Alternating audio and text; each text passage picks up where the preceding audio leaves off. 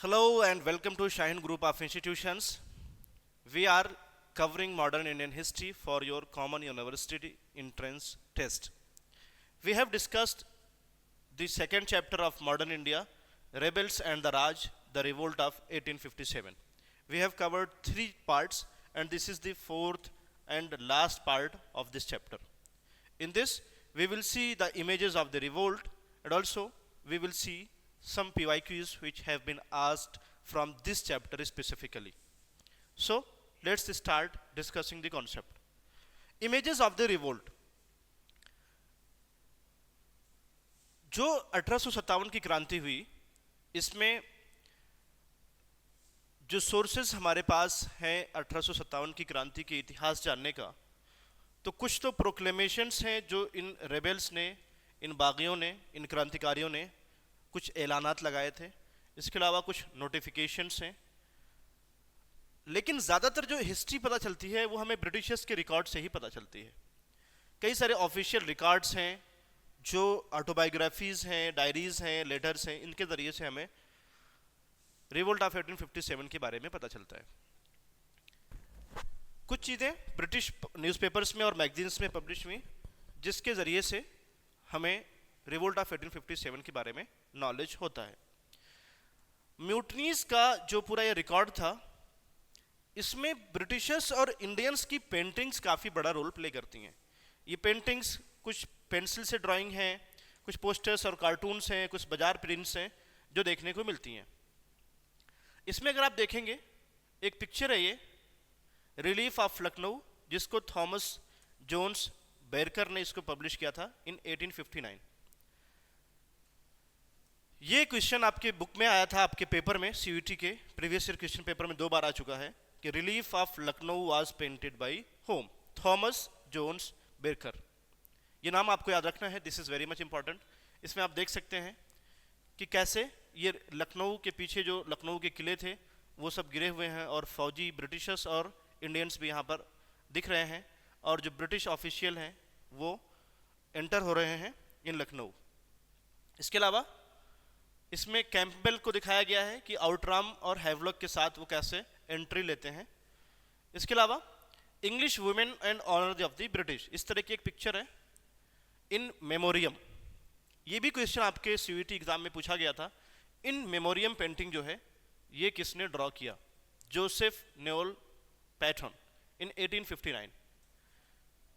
इसमें देख रहे हैं कि किस तरह से एक ब्रिटिश वुमेन है और वो दर्द से, ग्रीफ से परेशान है, कराह रही है, और पीछे इसको सेव करने के लिए ब्रिटिश आर्मी के लोग, ब्रिटिश फौजी लोग एंटर हो रहे हैं। ये सारी पिक्चर्स आपके बुक में दी गई है। इसके अलावा एक और पिक्चर है, Miss Wheeler defending herself against sipahis in Kanpur. ये मिस व्हीलर को दिखाया गया है इसमें कि कैसे ये डिफेंड कर रही हैं कानपुर में रेबल्स के खिलाफ। और इसमें एक चीज़ और भी दिखाई गई है कि यहाँ पर नीचे बाइबल बुक दिखाई गई है कि जो इस लड़ाई में, इस रिवोल्ट में बाइबल इनके हाथ से गिर जाता है, उसको सेव करने के लिए ये ब्रिटिशर्स जो हैं, ये ब्रिटिश वुमेन जो हैं, मिस व्हीलर, ये कैसे बागियों से, क्रांतिकारियों से लड़ रही हैं। इसके अलावा अगर देखा जाए, ये जस्टिस की पिक्चर है, जस्टिस पंच, जिसे 12 सितंबर 1857 को कैप्टन, इसका जो कैप्शन है, the news of the terrible massacre at Kanpur, इसको जो इसमें इंग्लैंड में जो जस्टिस को दिखाया गया है कि इंग्लैंड का जो सप्रेशन है, जो ब्रिटिशर्स का सप्रेशन है, जो ये क्रांतिकारियों को मार रहे थे, ये एक तरह से जस्टिस कर रहे थे। इस तरह की कई सारी तस्वीरें देखने को मिलती हैं। और अगर आप देखेंगे आगे फिर कि ये एक तरह से तस्वीर है जिसमें दिखाया गया, इसका कैप्शन है the British lions vengeance on the Bengal tiger, punch 1857। Bengal tiger यानी बंगाल में जो नवाब थे उन पर कैसे ब्रिटिशर्स का पंच है, कैसे उन्होंने ब्रिटिशर्स ने नवाब को हराया था, उसको इस पिक्चर के ज़रिए से दिखाया गया है। इसके अलावा टेरर को दिखाने के लिए एक तरीके से ब्रिटिशर्स की फ़ौज, यहाँ पर ब्रिटिश फ़ौज है और यहाँ पर लोगों को सजाएं हो रही हैं। एग्जीक्यूशन ऑफ म्यूटिनियर्स इन पेशावर, ये पेशावर की फ़ोटो है जिसको पेंट किया गया था। इस तरीके की काफ़ी सारी पेंटिंग्स हैं। ये देख सकते हैं आप, इसमें ब्रिटिश आर्मी घुड़सवारों की यहाँ पर खड़ी हुई है और इधर पैदल सवार भी आर्मी है और यहाँ पर कैसे सबको फांसी पर लटकाया जा रहा है। तो जो सिपाहीज पेशावर में जिन्होंने म्यूटनी किया था, हुकूमत के खिलाफ गतिविधियों में पार्टिसिपेट किया था, उनको फांसी पर लटकाया गया था। इसकी भी पिक्चर आपकी बुक में बनी हुई है। इसके अलावा ये एक तरह से the clemency of the Canning, Canning जो था कि कोई भी किसी पर रहम नहीं, किसी को कोई सेवियर नहीं होगा कोई। तो गवर्नर जनरल इसमें दिखाए गए हैं। Well then they sent blow him from nasty guns but he must promise to be a good little sipahi. जो भी सिपाही थे जिन्होंने रिवोल्ट किया था ब्रिटिशर्स के खिलाफ, इसको क्या दिखाया है कि ठीक है तुमने रिवोल्ट कर लिया, लेकिन तुम्हें कैसे रहना है एक छोटे सिपाही के जरिए से, कि तुम ब्रिटिशर से छोटे हो। इस तरह से ये प्रिंट करके पिक्चर दिखाई गई है। कुछ नेशनलिस्टों ने भी इमेज बनाया, फर्स्ट वार ऑफ इंडिपेंडेंस कहा इसको, और अलग अलग पिक्चर्स बनाई। ये झांसी की रानी है, एक फिल्म का पोस्टर है कि कैसे वो बहादुरी से मर्दाना तरीके से लड़ रही हैं। यहाँ पर लिखा है, जो सुभद्रा कुमारी चौहान एक गायिका कवित्री हैं, इन्होंने लिखा खूब लड़ी मर्दानी वो तो झांसी वाली रानी थी। एक पोएम आपने बचपन में पढ़ा होगा। तो ये भी झांसी वाली रानी को ऐसा दिखाया गया कि वो मर्दाना मर्दों जैसे वॉर कर रही हैं। तो इस तरह से ये बेकर्स की पेंटिंग जो थी और सारी चीज़ें, जो कैंपल की एंट्री थी, ये तमाम की तमाम चीज़ें कहीं ना कहीं ये चीज़ें दिखाने की कोशिश कर रही हैं कि ब्रिटिशर्स ने कैसे, ब्रिटिशर्स के ख़िलाफ़ जो म्यूटनी हुआ इसमें ब्रिटिशर्स को नुकसान पहुंचा, और इन्होंने जो सप्रेस किया वो सप्रेशन ज़रूरी था, जस्टिस के लिए था। इसमें हम लोग अब पीवाईक्यूज़ देखेंगे, और पीवाईक्यूज़ देखने से पहले मैं ये टाइमलाइन जो है काफ़ी इंपॉर्टेंट हो जाती है, क्योंकि कभी कभी डायरेक्टली आपको इन टाइमलाइन से क्वेश्चंस पूछे जाते हैं सीईटी एग्जाम में। 1801 subsidiary alliance was introduced by Wellesley in Awadh. This should be remembered, ये आया हुआ है पेपर में। Subsidiary alliance introduced by Wellesley in Awadh. अभी देखते हैं क्वेश्चन कैसे आता है इस पे। 1856 में नवाब वाजिद अली शाह डिपोज्ड अवध अनेक्स। 1856 में नवाब वाजिद अली शाह को अवध से डिपोज करके कलकत्ता भेज दिया जाता है, और इस तरह से अवध को अनेक्स कर लिया जाता है। ये टाइमलाइन बहुत ही इंपॉर्टेंट है। ये क्लास जो है आपके लिए बहुत ही इन्फॉर्मेटिव होगी, और इसमें हम लोग देखेंगे कि क्वेश्चन पूछने का पैटर्न क्या होता है सीवीटी का। इसके अलावा 1856-57 में समरी रेवेन्यू सेटलमेंट इंट्रोड्यूस किया जाता है अवध में। ये भी आपके पेपर में आया हुआ है। अगर आप सिर्फ और सिर्फ ये लास्ट के टाइमलाइन कर लेते हैं तो आपका पेपर काफ़ी आसान हो जाता है। 1857 में कई सारे इवेंट्स हुए। 10 मई को म्यूटनी स्टार्ट होता है मेरठ में। 11 और 12 मई को दिल्ली के गैरिसन में रिवोल्ट होता है। बहादुर शाह जफर को एक नॉमिनल हेड बना लिया जाता है, ये हम लोगों ने फर्स्ट क्लास में देखा था। 20 और 27 मई को सिपाही जो है अलीगढ़ में, इटावा में, मणिपुरी, मैनपुरी में और एटा में रिवोल्ट्स होते हैं, सिपाहियों के विद्रोह होते। 30 मई को राइजिंग इन लखनऊ, 30 मई राइजिंग इन लखनऊ, और मई और जून में जनरल रिवोल्ट जो है लोगों का वो शुरू हो जाता है। जो म्यूटनी थी, जो बगावत थी, पहले फौजी बगावत एक तरह से कह सकते हैं कि सिपाहियों की बगावत थी, सिपाहीज म्यूटनी थी, उसमें अब आम लोग भी शामिल होने लगे थे, और इस तरह से ये रिवोल्ट जो है एक जनरल रिवोल्ट, आम रिवोल्ट बन चुका था। 30 जून को ब्रिटिश को बहुत ज़्यादा डिफीट झेलनी पड़ी बैटल ऑफ चिन्हट में, जिसमें मौलवी अहमदुल्ला शाह भी पार्टिसिपेट कर रहे थे। 25 सितंबर को ब्रिटिश फोर्सेस जो हैं हैवलॉक और आउटराम के अंडर लखनऊ रेजिडेंसी में एंटर होते हैं, जो पिक्चर दिखाया जा रहा था कि कैसे लखनऊ रेजिडेंसी में ये लोग एंट्री कर रहे हैं। जुलाई में शाह मल को जंग में मार दिया जाता है। ये इवेंट्स है। 1858 का एक इवेंट है, रानी जो है झांसी की वो बैटल में मारी जाती हैं। तो जून 1858 में रानी लक्ष्मीबाई को मार दिया जाता है। तो ये सारे इवेंट्स हैं जो काफ़ी इंपॉर्टेंट हो जाते हैं। अब हम लोग क्वेश्चन देखेंगे। सीईटी पेपर है ये 2024 में, मई में पेपर हुआ था इसका। इसके क्वेश्चंस देखते हैं आप, कितना सिंपल सिंपल क्वेश्चन है। The rebel leaders issued proclamations and few blank to propagate their ideas during the 1857 revolt. कुछ प्रोक्लेमेशंस इन्होंने जारी किया था रिवोल्ट्स ने। जो रेबल लीडर्स थे यानी क्रांतिकारी जो नेता थे, इन्होंने कुछ प्रोक्लेमेशंस और इसके साथ में क्या जारी किया था ताकि वो लोगों को प्रोपेगेट करते सके अपने आइडिया को। क्या इन्होंने कैरिज इश्तेहार सिपाहीज एंड तालुकदार्स। आपको पता है कि प्रोक्लेमेशंस एंड इश्तेहारास नोटिफिकेशन, इश्तेहार इन्होंने जारी किया, तो the second option is correct option. इस तरीके से देखें, इन 1857 the life has gone out of the body. एक स्टेटमेंट था जब नवाब वाजिद अली शाह को अवध से डिस्पोज करके और उनको कलकत्ता लेके चले गए थे, तो उस वक्त लोगों ने क्या कहा था कि ऐसा लग रहा है कि अवध की जो जान थी अवध की बॉडी, अवध का जिस्म तो यहाँ है, लेकिन इसकी जो रूह थी, इसकी जान थी, वो चली गई। ये किसके बारे में कहा गया? अवध के बारे में। It is obviously you know very well. Next question देखते हैं, which of the following statement are correct? इनमें से कई सारे स्टेटमेंट्स दिए गए हैं, कौन से स्टेटमेंट करेक्ट हैं? Bell of arm was store room in which weapons were kept. सही है, बेल्स ऑफ आर्म जिसमें हथियार रखे जाते थे उसे बेल ऑफ आर्म कहते थे। The army of Awadh supported the British. Awadh की आर्मी ने ब्रिटिश को सपोर्ट किया। क्या ऐसा था? क्या अवध की आर्मी ने ब्रिटिशर्स को सपोर्ट किया? बिल्कुल नहीं, इन्होंने तो अपोज किया था, लड़ाई हुई थी। तो ये ऑप्शन गलत हो जाता है आपका। Firangi is a term of Persian origin applied to the British by the rebels. बागियों ने, क्रांतिकारियों ने फिरंगी शब्द जो एक फारसी जुबान का लफ्ज है, इसको यूज किया ब्रिटिशर्स के लिए। यस ऑफ कोर्स, फिरंगी इन्हीं के लिए यूज किया गया था। The 7th Awadh regular cavalry accepted the new carriage in early may. 7th Awadh regular cavalry जो थी, इन्होंने कैरिज को, वो कैरिज जिसमें पिग और काऊ के फैट मिले होते थे, क्या इसको एक्सेप्ट कर लिया? बिल्कुल नहीं, नहीं एक्सेप्ट किया था। तो ये वाला ऑप्शन भी गलत हो जाता है। लास्ट ऑप्शन है, local leaders emerged urging peasants, zamindars and tribals to revolt. जो लोकल लीडर थे ये आगे बढ़े और इन्होंने अर्ज किया पीजेंट्स को, किसानों को, जमींदारों को, ताकि वो रिवोल्ट में आगे बढ़े। तो क्या ऐसा हुआ था? इसमें देख सकते हैं आप लोग, ए और सी सही है, बी गलत है। तो ए और सी, बी गलत है तो ये वाला ऑप्शन गलत हो जाएगा, इसमें भी बी है तो ये भी गलत हो जाएगा। ए सी सही है तो इसमें ए नहीं है तो ये भी गलत हो गया। अब बचा है third option, A C and E.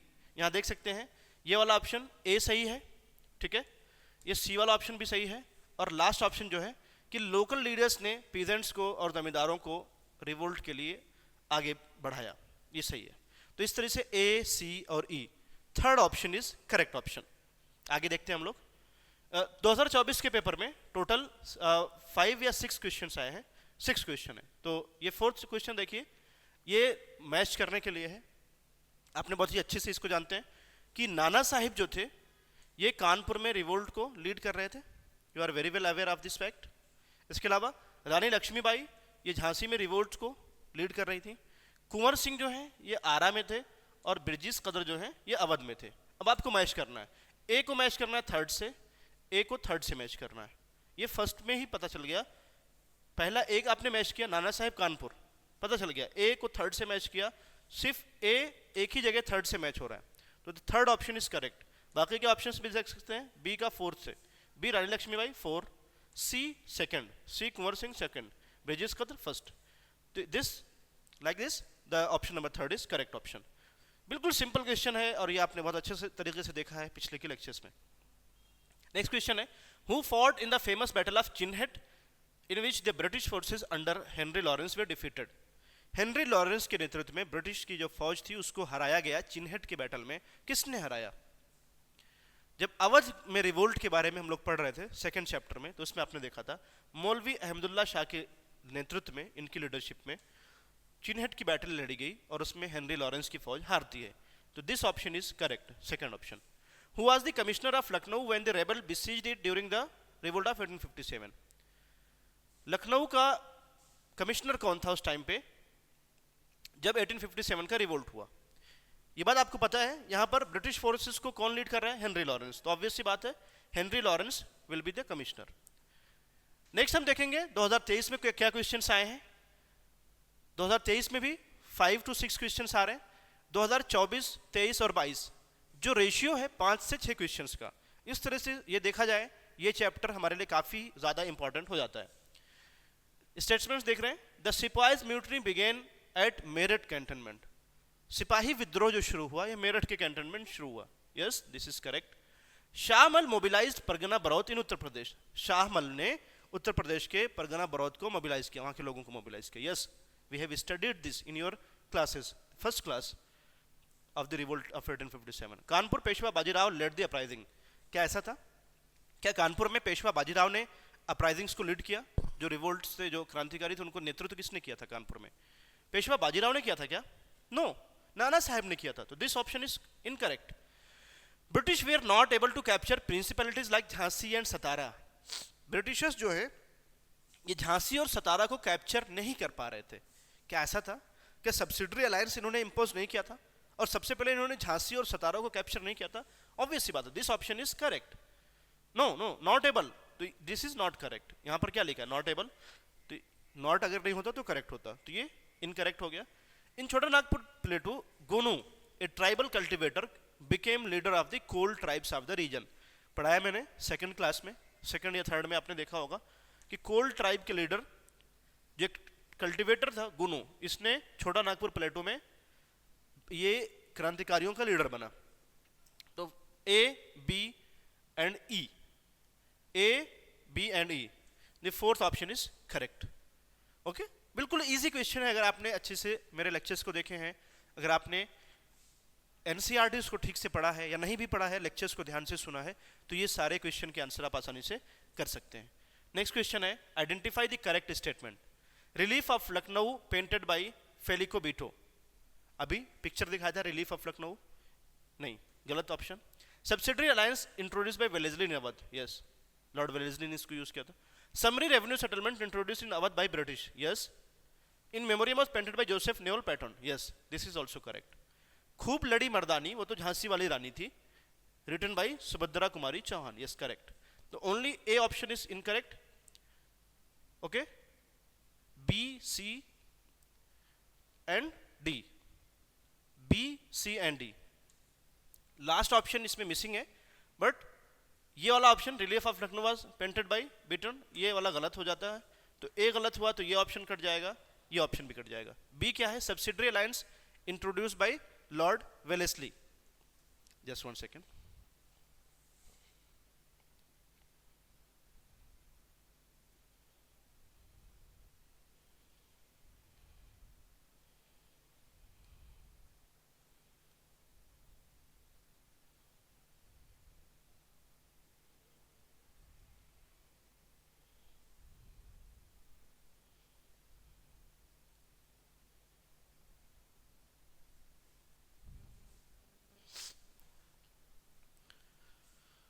Yes, this is also correct, Lord Wellesley ने ही इंट्रोड्यूस किया था। तो ऑप्शन नंबर बी को हम करेक्ट मानेंगे। बी सी डी एंड ई, ई यहाँ मिसिंग है, ई भी होना चाहिए। नेक्स्ट क्वेश्चन देखते हैं हम लोग। Choose the correct statement out of the following. Correct statement चुनने हैं, नीचे फिर ऑप्शंस दिया है, देखते हैं। Lord Dalhousie described kingdom of Awadh as a cherry will drop into her our mouth one day. Lord Dalhousie ने कहा था, yes. Nawab Wajid Ali Shah was Nawab of Awadh, yes. By the term of subsidiary alliance, Nawab of Awadh had to strengthen the military forces on his own. जो subsidiary alliance था, subsidiary alliance को समझो, terms और conditions मैंने पढ़ाया था ना subsidiary alliance में, उसमें क्या देखा था आपने? नवाब ऑफ अवध जो है ये खुद से अपने लॉ एंड ऑर्डर, सॉरी यहाँ अपनी मिलिट्री फोर्सेस को खुद से नहीं करेगा, बल्कि मिलिट्री फोर्सेस को मैनेज कौन करेगा? ये ब्रिटिशर्स करेंगे। तो ये ऑप्शन गलत हो जाता है। नेक्स्ट ऑप्शन है, by the term subsidiary alliance Nawab of Awadh was the free to maintain law and order in the kingdom. क्या लॉ एंड ऑर्डर मेंटेन करना नवाब की जिम्मेदारी थी? नहीं, अब ये ब्रिटिशर्स करने वाले थे। तो ये ऑप्शन भी इनकरेक्ट हो गया। Due to subsidiary alliance nawab will no longer exert control over the chiefs and talukdars, yes, this is correct. तो इस तरह से देखें हम लोग, A B and E is correct, A B and E is correct, option number second is correct. इसमें आपने अगर एक को गलत कर लिया, जैसे सी है, by the term of subsidiary alliance Nawab of Awadh had to strengthen the military forces on his own. क्या सब्सिडरी अलायंस के बाद भी अवध के नवाब अपनी मिलिट्री को मैनेज कर सकते थे? अगर ये क्वेश्चन का आंसर आपने दे दिया तो ये क्वेश्चन इजी है। अगर आपने सी गलत किया तो सी यहाँ है, कट जाएगा, यहाँ पर सी है, ये भी कट जाएगा, यहाँ पर सी है, ये भी एलिमिनेट हो जाएगा। तो एक ऑप्शन के जरिए से भी आप इस क्वेश्चन को सॉल्व कर सकते थे। नेक्स्ट क्वेश्चन देखते हैं, who among the following are the associated with the revolt of 1857। Revolt of 1857 से कौन कौन से लोग जुड़े हुए हैं, कौन कौन से लोग इसमें शामिल थे? तो पहला है शाहमल, यस, शाहमल शामिल थे। नाना साहिब भी शामिल थे। क्या वीडी सावरकर शामिल थे? नो, ये तो फ्रीडम मूवमेंट 1947 के फ्रीडम मूवमेंट के आसपास थे ये। केसरी सिंह भरत ये भी नहीं थे, ये भी बाद के राइटर हैं। डंका शाह, मौलवी अहमदुल्ला शाह को डंका शाह भी कहते थे, क्योंकि ये जहां भी जाते थे इनके साथ में डंका बजाने वाले लोग रहते थे, इसलिए ये ऑप्शन करेक्ट हो गया। तो A B and E option is correct, A B and E option is correct. आपको पता है कि वीडी सावरकर बाद के हैं, आपको सी अगर एलिमिनेट करना हुआ तो यहां से और यहां से सी एलिमिनेट कर सकते हैं, ठीक है। तो आपके पास ऑप्शन बचा ए बी एंड डी, लेकिन आपको पता है कि ई भी है, डंका शाह ये मौलवी अहमदुल्ला शाह का, लास्ट क्लास में देखा था ना हमने, जो एक बॉक्स में पढ़ा था मौलवी अहमदुल्ला शाह के बारे में, उसमें डंका शाह भी थे। अब नेक्स्ट क्वेश्चन है, फिफ्थ क्वेश्चन सीयूटी 2023 का, क्या है? Who suffered defeat in the battle of Chinhat? Battle of Chinhat में किसकी डिफीट हुई? कौन हारा? कौन सी ग्रुपिंग हारी? क्या फ्रेंच हारे, क्या पुर्तगीज हारे, क्या डच हारे, या ब्रिटिश हारे? ऑब्वियस सी बात है, ये ब्रिटिशर्स के साथ लड़ाई थी तो ब्रिटिशर्स हारेंगे। इतना सिंपल से क्वेश्चन कौन पूछता है भाई? एनटीए इतना इजी क्वेश्चन पूछ रहा है आपसे। ब्रिटिशर्स हारे, डच हारे, पुर्तगीज हारे, फ्रेंच हारे, ऑब्वियस सी बात है। रिवोल्ट ऑफ 1857 का ही एक पार्ट है बैटल ऑफ चिन्हट, तो it was fought between Britishers and Indians. Obvious सी बात है, कौन हारा? ब्रिटिशर्स हारे। नेक्स्ट क्वेश्चन हम लोग देखते हैं 2022 का। 2022 में भी 6 क्वेश्चंस आए हैं, एक एक क्वेश्चंस को हम लोग देखते हैं, डिस्कशन करते हैं, ठीक है। Lucknow was represented by home after the death of Nawab Wajid Ali Shah.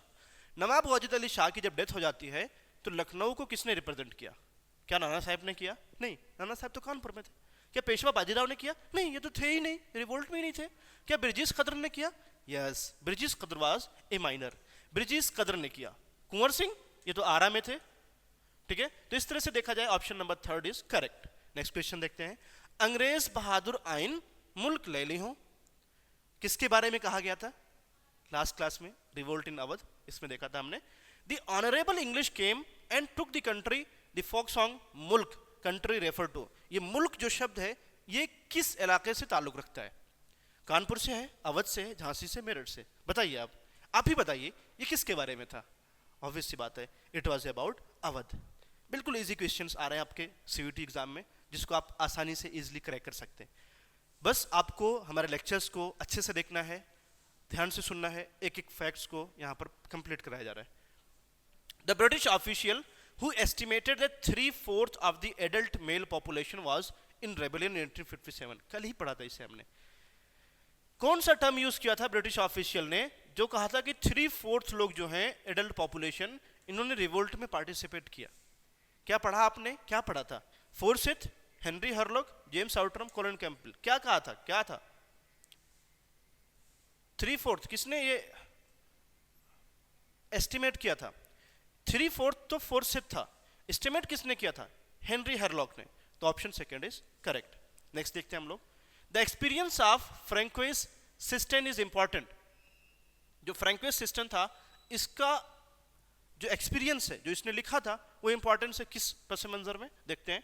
In the context of the communication of the messages of revolt and mutiny, revolt और म्यूटनी में जो मैसेजेस का कम्युनिकेशन था, इसके बारे में लिखा। In the context of planning of British to suppress the revolt, क्या ये ब्रिटिश के प्लानिंग से रिलेटेड था? The context of implication of revolt, क्या रिवोल्ट के इंप्लीकेशंस के कॉन्टेक्स्ट में था, या ये यूनिटी के बता रहा था हिंदू और मुस्लिम्स के बीच में? फ्रैंकोइस सिस्टम का ऑब्जर्वेशन क्या था? हम लोगों ने देखा है फ्रांसिस सिस्टम का ऑब्जर्वेशन था कम्युनिकेशन ऑफ मैसेजेस को लेकर। First option is correct. Next question देखते हैं, the relief of Lucknow celebrates the British saviours and show the Indian rebel in poor light, इसको, इसका पेंटर कौन है? क्या थॉमस जोन्स बेरकर ने पेंट किया था? क्या जोसेफ न्योल पैटर्न ने पेंट किया? क्या पंच ने पेंट किया था? या विलियम हॉज ने पेंट किया था? किसने पेंट किया था? जोसेफ नेल ने तो वो जो लेडी है उसको पेंट किया था, थॉमस जोन्स बेरकर ने पेंट किया था रिलीफ ऑफ लखनऊ। पिक्चर्स हमने स्टार्टिंग में ही दिखा दिया आपको, ठीक है। नेक्स्ट क्वेश्चन देखते हैं, लास्ट क्वेश्चन है ये, 2022 में आया था। 6 क्वेश्चन 2022 में आए थे, 5 क्वेश्चन 2023 में आए थे और 6 क्वेश्चन 2024 में आए थे। इस बार भी उम्मीद करते हैं कि 5 से 6 क्वेश्चन इस चैप्टर से आने वाले हैं, ठीक है। जो पीवाईक्यूज हैं या जो मैंने क्वेश्चंस कराए हैं, मोस्ट प्रोबेबली वहीं से ये क्वेश्चंस रहेंगे। Which of the following statement are correct about subsidiary alliance, subsidiary alliance के बारे में करेक्ट क्या है? It was devised by Lord Dalhousie in 1798, क्या 1798 में लॉर्ड डलहौजी ने शुरू किया था? No, it was introduced by lord Wellesley. This option is incorrect. The British should be responsible for protecting their ally from external and internal threats. कोई भी external या internal threats होता है तो ब्रिटिशर्स अपने अलाइज को प्रोटेक्ट करेंगे। Yes, ये इन्होंने कहा था। In the territory of the ally the British Christian missionary was to be stationed, जो अलाई जो सब्सिडरी अलायंस में शामिल होगा उसके टेरिटरी में एक ब्रिटिश क्रिश्चियन मिशनरी इस्टेब्लिश की जाएगी। क्या ऐसा था? नहीं, ऐसा नहीं था। रेजिडेंट की बात की गई थी। ब्रिटिशर्स ने कहा था कि एक रेजिडेंट आपके कोर्ट में बैठेगा, तो this option is incorrect. Option C is incorrect. The ally could enter into agreements with other rulers only with the permission of the British. जो allies हैं ये किसी दूसरे rulers के साथ agreement तभी कर सकते हैं जब Britishers की permission रहेगी. Yes, ये limitation भी कर दी गई थी, तो this is correct option. The ally could enter into war without taking permission from the British. जो allies हैं ये किसी के साथ भी war में जा सकते हैं बिना Britishers के permission से. नहीं, इतनी आज़ादी कहाँ थी? अगर आज़ादी होती तो फिर इसका विरोध क्यों होता? तो this is also incorrect. तो C और E इनकरेक्ट है, फर्स्ट भी इनकरेक्ट है. तो करेक्ट कौन से हैं? बी वाला करेक्ट है. ठीक है, बी तो आपका 3 ऑप्शंस में है. पहले इनकरेक्ट देख लेते. ए इनकरेक्ट है, ए को हम एलिमिनेट करते हैं. यहां से एलिमिनेट हो गया, यहां से एलिमिनेट हो गया. अब बचे 2 ऑप्शंस, बी एंड डी. क्या डी सही है? यस, डी सही है. क्या बी सही है? यस, बी सही है. तो ऑप्शन नंबर 3 इज करेक्ट. ठीक है, इस तरह से हमने देखा. आज हम लोगों ने 17 क्वेश्चंस सॉल्व किए हैं जो कि आपके रिवोल्ट ऑफ 1857 के चैप्टर से आए थे. ये 3 सालों में 6, 5 और 6. उम्मीद करते हैं कि एक साल भी जब आप लोग 2025 का एग्जाम देंगे तो इस बार भी 5 से 6 क्वेश्चंस इसी चैप्टर से रहेंगे. And I am very much sure कि जो कुछ मैंने इन 3 लेक्चर्स में पढ़ाया है वहीं से सारे क्वेश्चंस आने वाले हैं. Thanks for watching. Thank you so much. Next